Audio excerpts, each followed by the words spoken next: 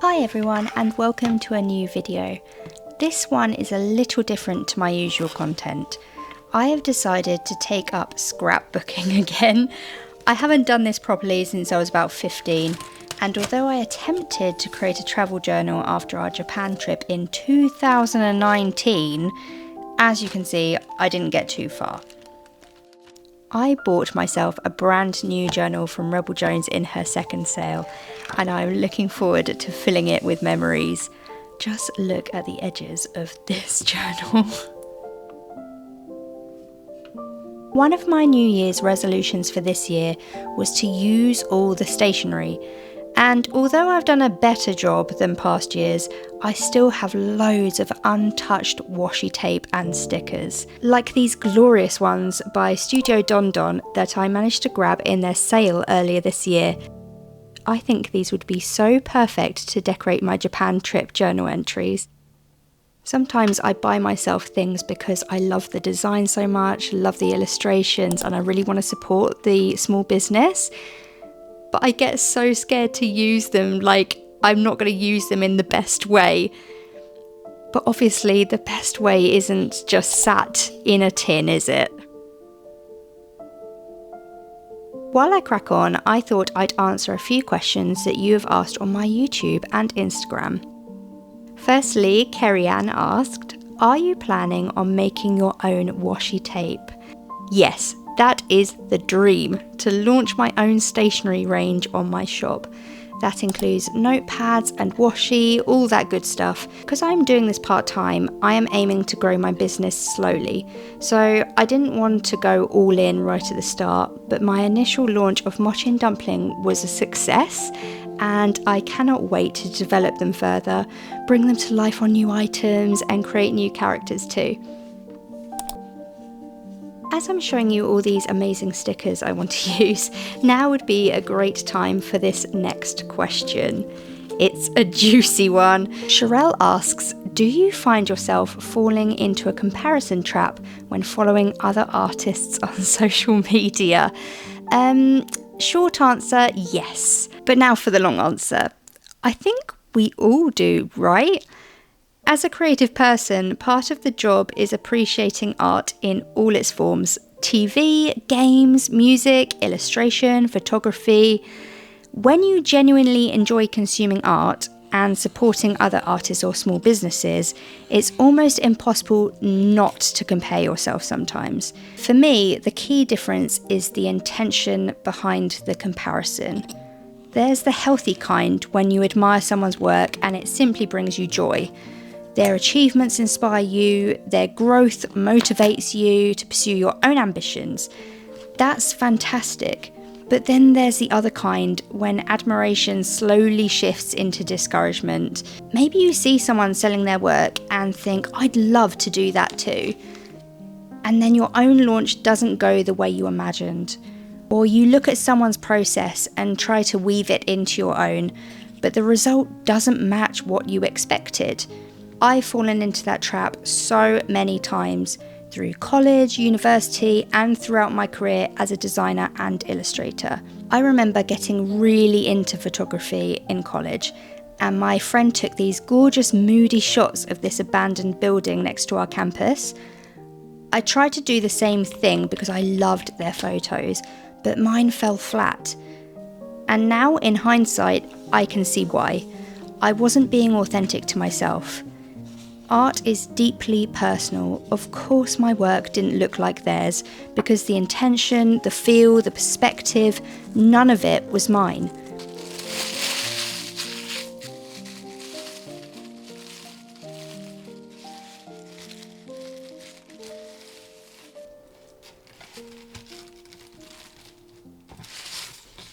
What I've learnt is that you can appreciate someone else's work without feeling the need to adopt their style as your own.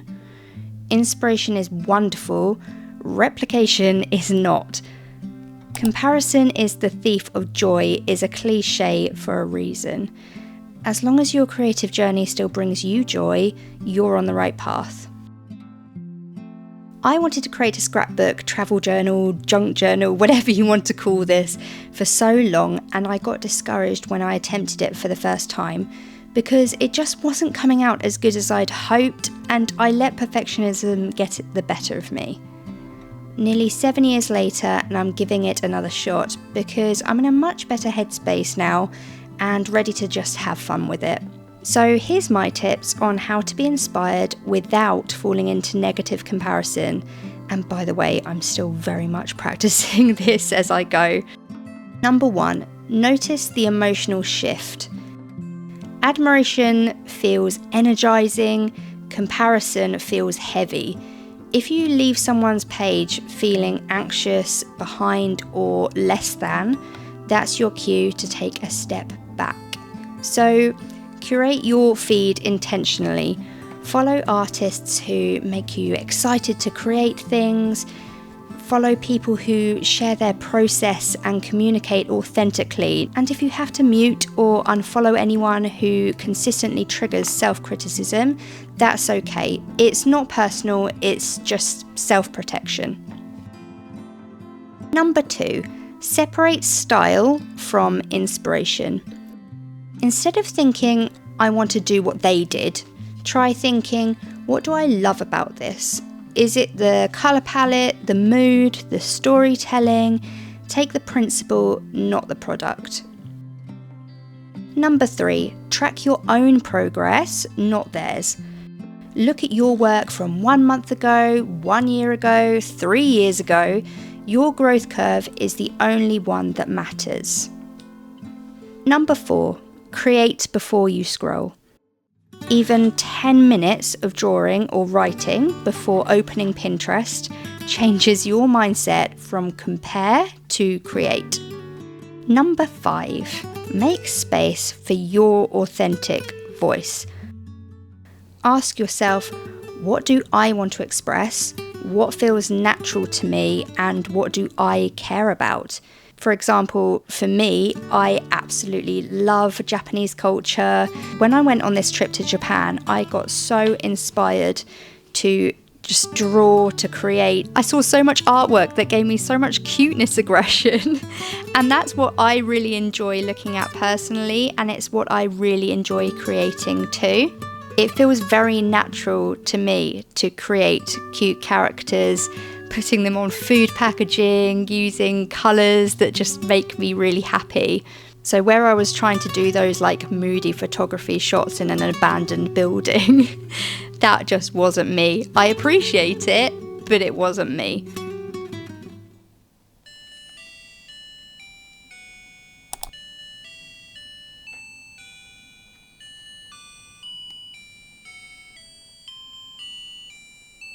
My last little bonus tip is, remember, someone out there is probably comparing themselves to you.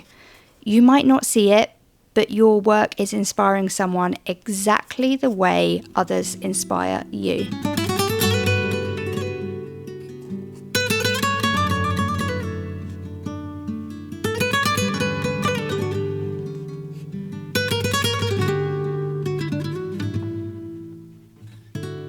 Annie asked, how do you organise your space?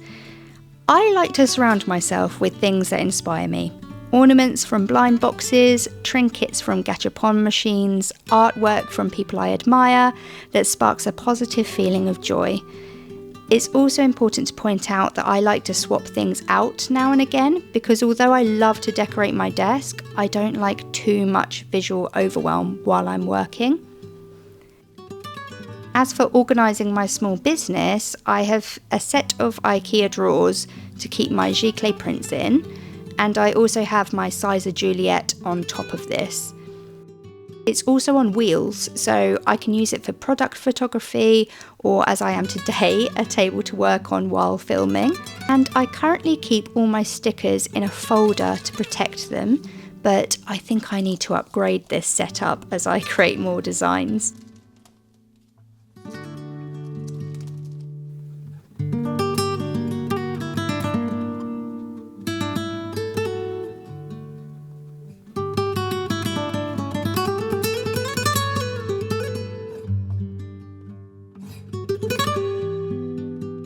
I had so much fun creating this spread in my journal and I cannot wait to do more. Thank you so much for watching this video to the end, and I will see you in the next one. Bye guys.